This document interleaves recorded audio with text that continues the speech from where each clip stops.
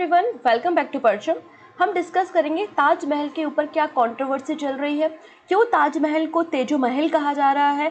बोला जा रहा है कि ताजमहल जहाँ पे बना है वहाँ पे कभी शिव मंदिर हुआ करता था, और कौन कौन से एविडेंस हमको मिले हैं जिसके आधार पे ये सारे एलिगेशन लगाए गए हैं, या फिर क्यों ये PIL दायर किया गया और उसके बाद ASI का क्या कहना है और हमारे हाई कोर्ट के द्वारा क्या वर्डिक्ट दिया गया है। वो सारी बातों को आज हम इस वीडियो में समझेंगे, तो वीडियो को लास्ट तक देखेंगे और आपके क्या रिएक्शन है, क्या होना चाहिए कि वाकई में यहाँ पर जो 22 दरवाजे हैं, 22 डोर्स है ताजमहल में, जो कि 88 साल पहले 88 ईयर्स पहले खुले थे, क्या उन्हें पब्लिक के लिए वापस खोल देना चाहिए, क्योंकि ASI का कहना है कि हमने सिक्योरिटी रीजन से इनको बंद किया है। और यहाँ पे हम देखेंगे कि वर्डिक्ट क्या है और आपका क्या रिएक्शन है, वो भी आप हमको कमेंट सेक्शन में बताइएगा। ठीक है, तो आइए हम शुरुआत करते हैं कि कंट्रोवर्सी है क्या। हालांकि ताजमहल जो है वो यूनेस्को की हेरिटेज साइट है, हम सभी को पता है। हमारे 7 वंडर में भी जो है वो ताजमहल को इंक्लूड किया गया है, और ताजमहल के ज़रिए भारत के साथ साथ यूपी गवर्नमेंट को, ASI डिपार्टमेंट को कई सारा अमाउंट का रेवेन्यू, पिछले साल ही 200 करोड़ रुपए जो है वो केवल ताजमहल से हमने कमाए थे। तो काफ़ी सारे टूरिस्ट जो हैं वो ताजमहल में आते हैं। ठीक है, तो ताजमहल हमारे लिए बहुत ज़्यादा इम्पॉर्टेंट है और इम्पॉर्टेंट रोल प्ले करता है। और हमको ये बात भी पता है कि ताजमहल शाहजहाँ ने बनवाया था अपनी बेगम मुमताज़ महल की याद में, और मुमताज़ महल की जो कब्र है वो भी आपको ताजमहल में देखने को मिलेगी। हालांकि मुमताज़ महल की डेथ कहाँ होती है, बुरहानपुर में होती है 1631 में, और उनको पहले टेम्प्रेरी तौर पे वहीं पे दफनाया जाता है 1631 में बुरहानपुर पर, और उसके बाद 1632 में उनको यहाँ पर ताजमहल में ला करके दफनाया जाता है। तो ये पूरी कहानी आप लोगों ने कई बार सुनी भी होगी, पढ़ी भी होगी। तो ये बात हमें पता है कि ताजमहल को बनने में लगभग 22 साल का समय लगा था, 22 ईयर्स। 1632 से ताजमहल का बनने का काम शुरू हुआ था और 1653 में ये काम ख़त्म किया गया था।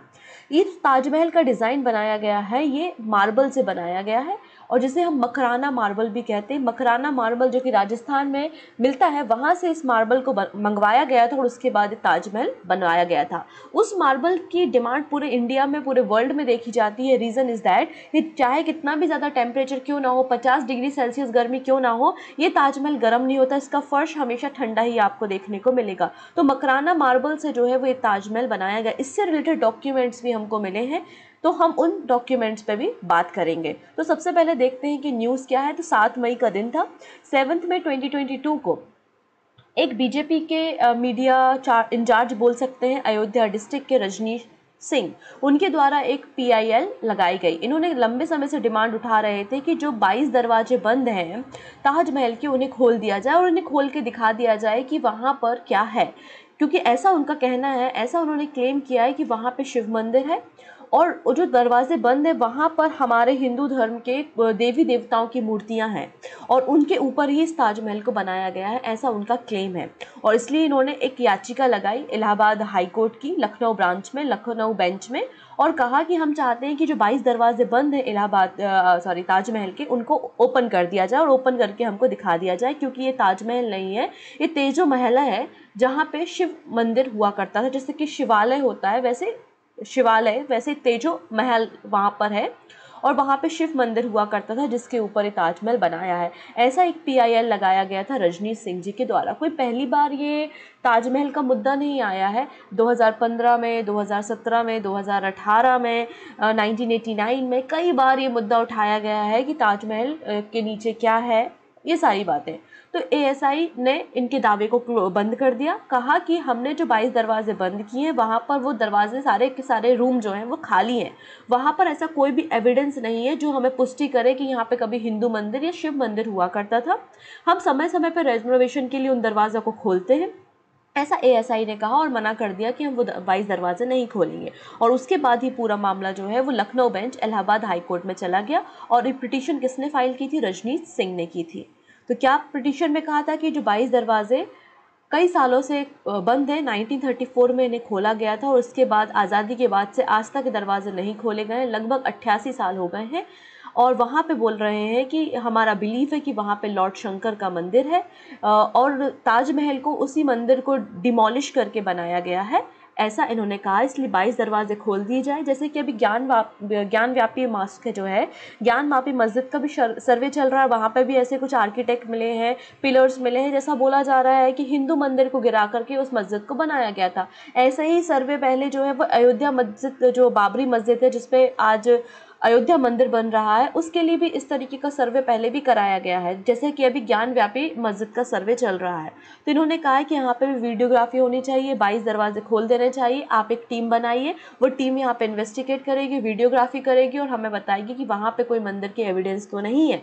ऐसा इन्होंने PIL लगाई है। साथ ही साथ ये कहा कि जो हमारा यहाँ पे 1951-58 का जो यहाँ पे लॉ है, अगर हम लॉ के बारे में बात करते हैं, ancient monument and archaeological site and remain act, जिसको आर्म्स एक्ट कहा जा रहा है, जो कि 1958 में पास हुआ था पार्लियामेंट ऑफ इंडिया के द्वारा, ये प्रोवाइड करता है preservation of ancient and historical monuments.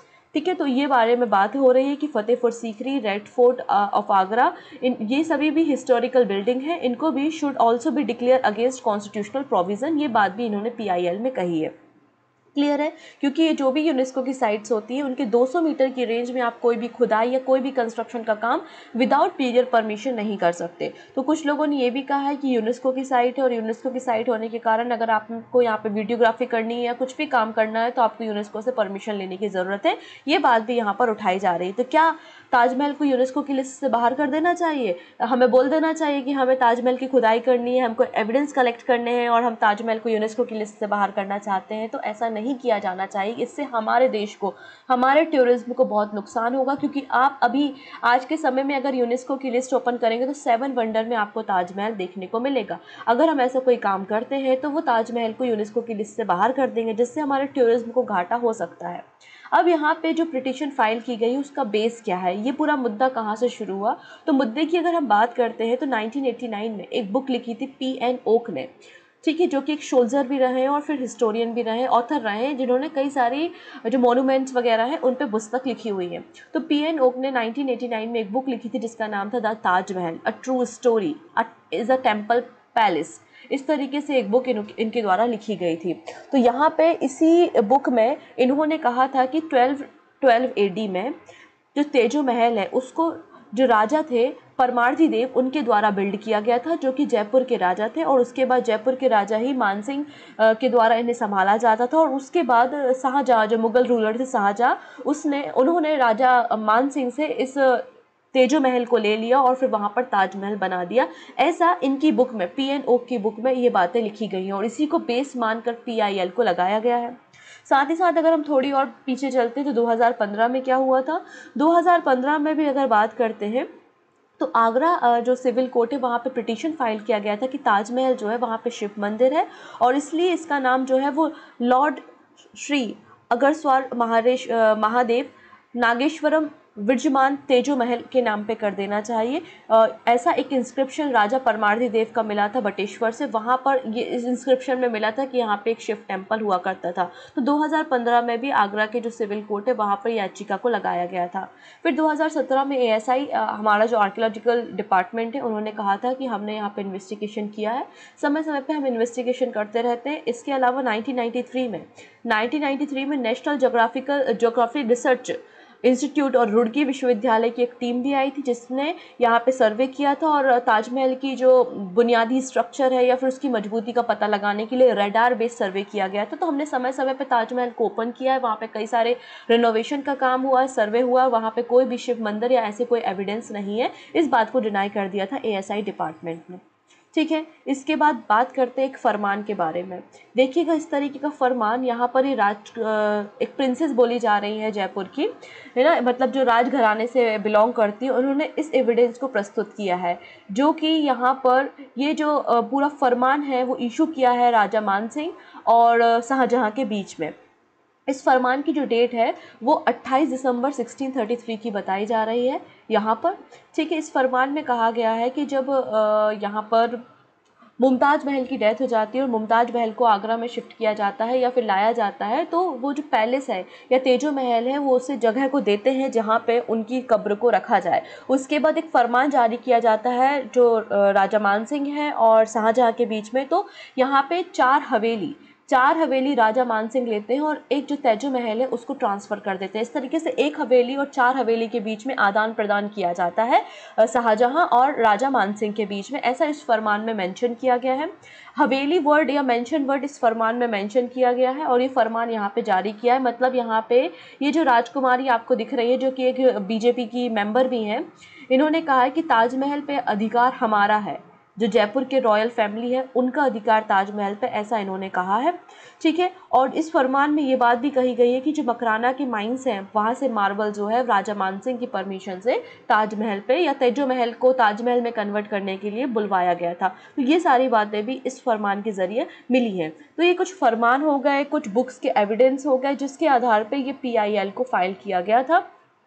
ठीक है, इलाहाबाद हाई कोर्ट की लखनऊ बेंच में। अब ये जब पूरा मामला पहुंच चुका है, इसके पहले भी जो ये बुक के राइटर है ना ओक साहब ने भी 2000 में यहाँ पे पिटीशन फाइल की थी। हालांकि 2000 में उनकी पिटीशन को खारिज कर दिया गया था सुप्रीम कोर्ट ने और कहा था कि नहीं, ऐसा कोई भी शिव मंदिर यहाँ पर नहीं है। इन्होंने भी तेजो महल का दावा वहाँ पर किया था। ठीक है, साथ ही साथ ब्रिटिशर्स ने ये दावा भी किया है कि जो ताजमहल बना है वो 22 साल लगा है उसे बनने में। जिस तरीके से ताजमहल बना है तो मुझे नहीं लगता कि 22 साल लगे होंगे, ऐसा मैं नहीं कह रही हूँ, पिटिशनर कह रहे हैं कि कई ज़्यादा साल लगने चाहिए। यहाँ पे पहले से भी कोई स्ट्रक्चर मौजूद रहा होगा, उस स्ट्रक्चर के ऊपर ही ताजमहल को या उसकी गुंबज को या उसके इस तरीके से टॉम को बनाया गया है, इसलिए 22 साल में ये कंप्लीट हो गया। अगर आप पूरे बेस से ताजमहल को बनाओगे तो 22 साल में नहीं बनेगा, ऐसा इनका कहना है। साथ ही साथ कहना है कि जितने अमाउंट में मकराना से मार्बल मंगाए गए तो उतने मार्बल में तो ताजमहल नहीं बन सकता, उससे कहीं ज़्यादा रिक्वायरमेंट रही होगी मार्बल की, मतलब पहले से कोई स्ट्रक्चर मौजूद था। इसके अलावा कहा गया है कि यहाँ पे डिस्क्रिप्शन में मुमताज़ महल नाम कहीं पर भी नहीं मिलता, मुमताज़ उल ज़मानी नाम यहाँ पर मेंशन है, ये बात भी इनके द्वारा कही गई है। तो ये पिटिशनर्स की बातें हो गई और किन किन आधारों को ध्यान में रखते हुए पिटिशनर ने PIL लगाई है वो हमने देखा। अब हम यहाँ पे बात करते हैं कि हमारा वर्डिक्ट जो कि 12 मई को आया, 12 मई को यहाँ पे PIL पे सुनवाई की गई इलाहाबाद हाई कोर्ट में। और यहाँ पे इलाहाबाद हाई कोर्ट में जब सुनवाई की गई तो सुनवाई करने के लिए जस्टिस की बेंच थी, उसमें थे DK Upadhyay, justice DK Upadhyay और सुभाष विद्यार्थी।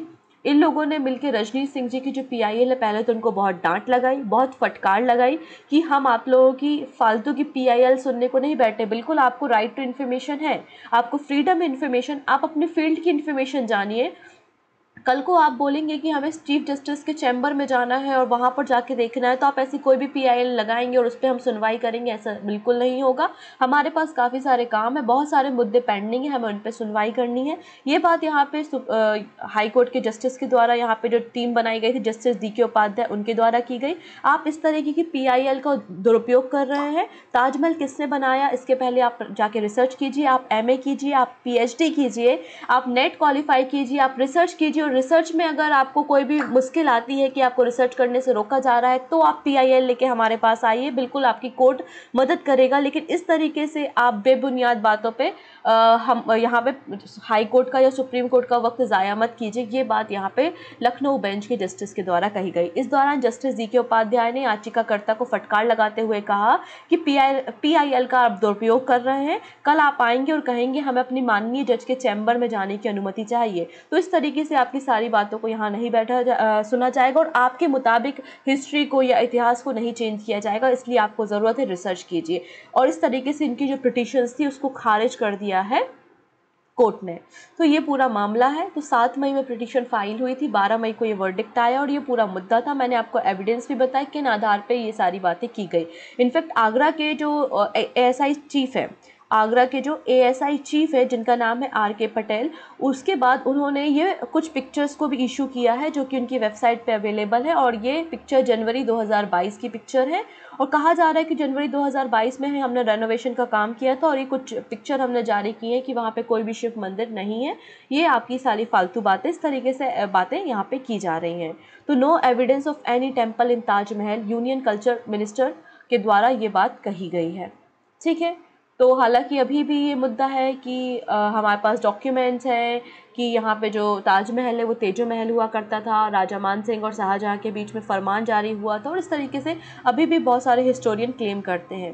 तो अब बात ये है आगे जाके कि ठीक है अभी फ़िलहाल के लिए, क्योंकि ऐसा नहीं कि सारी PIL, आप तो यहाँ पे कितने सारे हिंदू मंदिर हैं, आपने औरंगजेब की कहानी सुनी होगी, क्योंकि ये सब इन्वेडर्स थे, इन्होंने कई सारे मंदिरों को डिस्ट्रॉय करके मस्जिद बनाने का काम किया। आज आप खुदाई करेंगे तो कोई ना कोई एविडेंस मिल जाएगा। इसका ये थोड़ी ना मतलब है कि जितनी हिस्टोरिकल प्लेसेस हैं हम सबकी क्या दरवाजे खोल के दिखा देना चाहिए जिससे लोगों को तसल्ली हो जाए, या ये पिक्चर पर्याप्त है जो पिक्चर ASI ने जारी की है, या हमें ASI की बातें माननी चाहिए। क्या आपकी राय आप हमें कमेंट सेक्शन में ज़रूर बताइएगा। Thank you so much. हम मिलेंगे ऐसे ही कुछ बर्निंग टॉपिक के साथ अपने नेक्स्ट सेशन में। Take care.